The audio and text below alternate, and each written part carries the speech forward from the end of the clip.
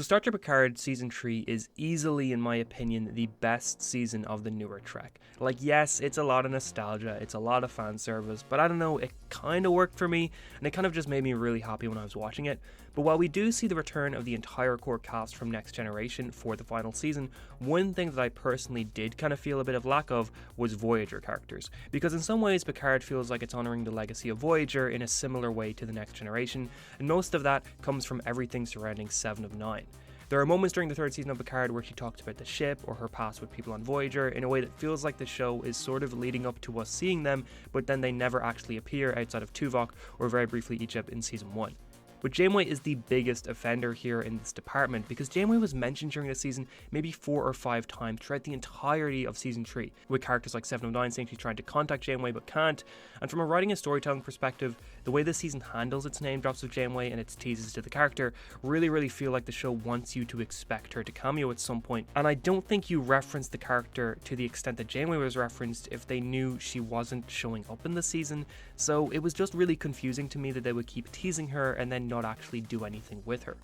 Prodigy obviously is dealing with a lot of Janeway and Voyager-centric stuff, but I do think characters like her not making an appearance in Picard was one of the few misses the season had. Now, Terry Matalas, the showrunner for Picard's third season, talked recently where he cleared a lot of this up in terms of what they wanted to do but couldn't or had to take out. All the quotes and information here I've gotten from TrekMovie.com, so super thanks to them. But I always love this kind of stuff. I really like when after a show ends we start hearing about what ultimately didn't make it into the final cut or the final season because of reasons.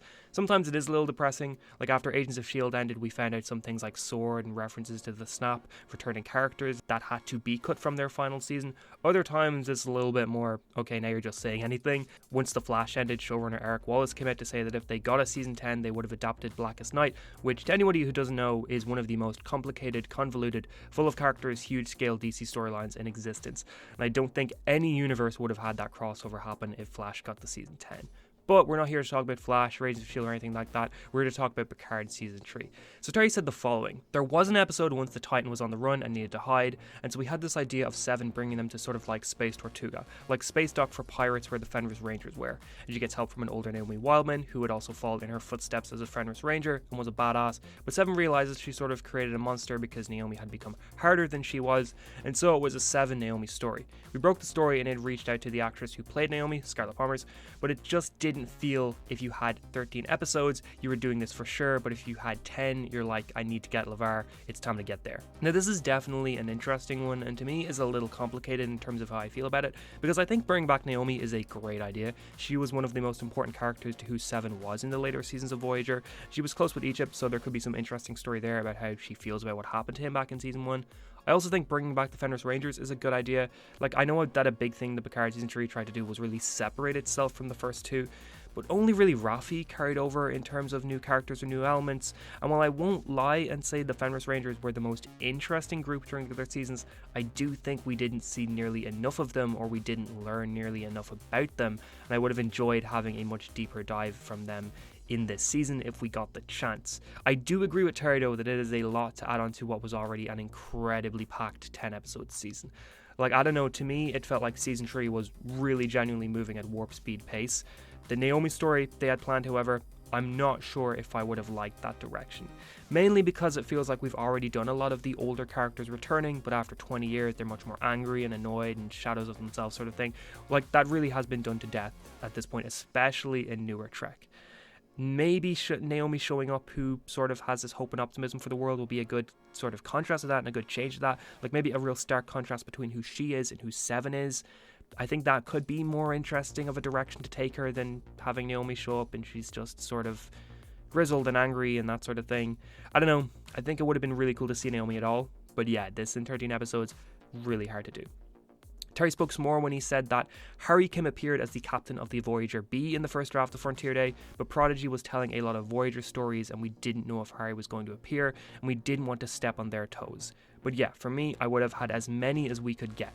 I would have made that Star Trek Avengers Endgame, I would have made Frontier Day with many ships, I would have Kira Nerys from DS9 there, even if all you get is a bridge shot, but all of that is very expensive. We were already way too ambitious. Which, that all does sound really cool in my opinion. I don't completely agree with the Prodigy decision personally. Like, we know the Doctor is going to be joining Janeway and Chakotay in season 2, but there's no guarantees that Netflix will decide to continue with a season 3. Personally, I wouldn't be surprised if season 2 is all we get. It is Netflix, and I think that they have pretty insane expectations for a show to do well. So I think unless Prodigy season 2, is just absolutely insanely well received and does insanely well view wise, I think season 3 is a pretty long bet. But a major reason why I don't agree with this is because we've already seen a lot of Voyager stuff in Picard. Lower Decks season 4 and Picard season 3 established Voyager is in the Fleet Museum. Picard season 3 made so many references to Janeway, so we know she's alive. We saw Tuvok in the season, and obviously 7 is integral to all 3 seasons.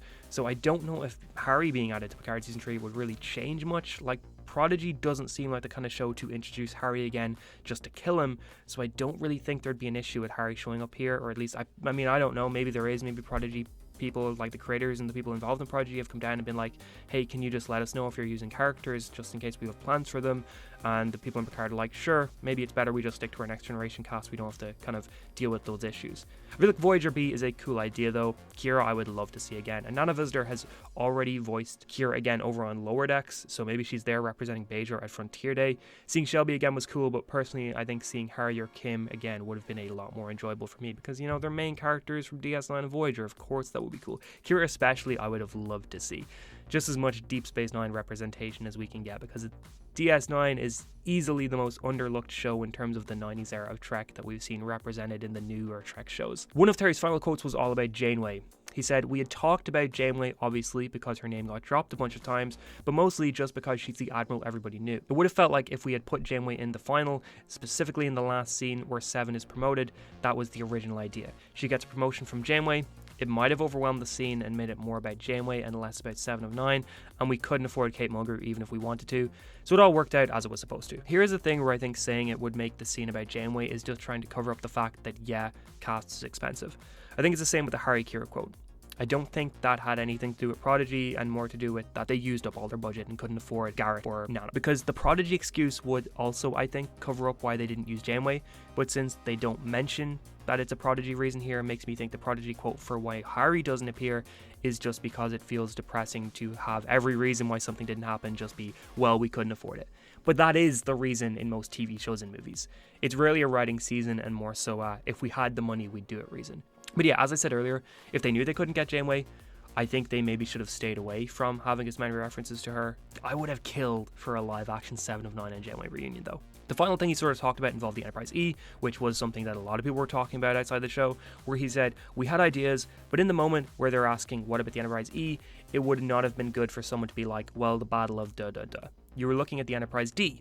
You couldn't do it and wouldn't do it justice. Whatever it is, you could say it is in storage or we're repainting it. You could, but I thought it was way funnier if they all turned to Worf and he's like, it wasn't my fault." So everyone was going, what the hell happened? That's way more fun. Somebody can tell that story someday about what happened with Worf and the Enterprise E, but it's more fun to imagine yourself all the possibilities.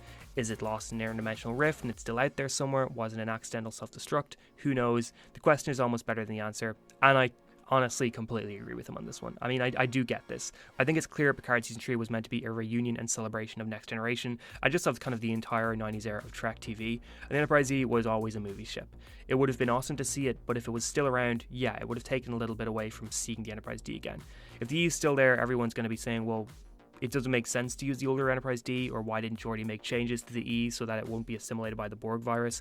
And I also completely understand his reason for using that Worf line, because yeah, just saying it got destroyed at a battle is really boring. Having it be super ambiguous and not clear what happened and just being like, what did Worf do, is so much better, and it's just good writing. Like, you're being ambiguous, you're leaving people asking questions as to what happened. There's a mystery there, people want to know the answer to the mystery, but you're gonna have to wait to find out what it is until a comic or a novel or a video game or an upcoming season or film or something like that covers this. It's going to be this cool question among the fandom where everybody gets to theorize now what happened to it. Like, it's a lot more fun to just talk about it like that than just being like, oh, I wonder what the battle of Deep Space Nine that happened 15 years ago when the Enterprise E was destroyed there.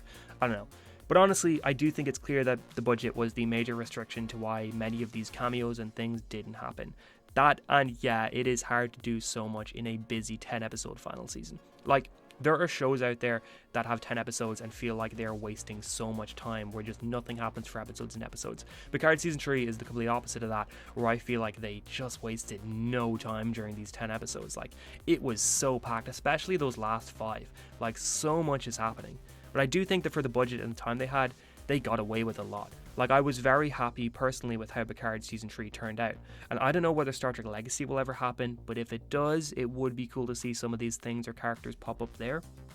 But how did you feel about Picard Season 3? I know it's over almost a year at this point. Did you like it? Did you hate it? Are there any of these things Terry mentioned that you would have really liked to see? Maybe something you didn't want to see? And if you enjoyed this video, please like and share and subscribe and all of that. And I hope you have an amazing day.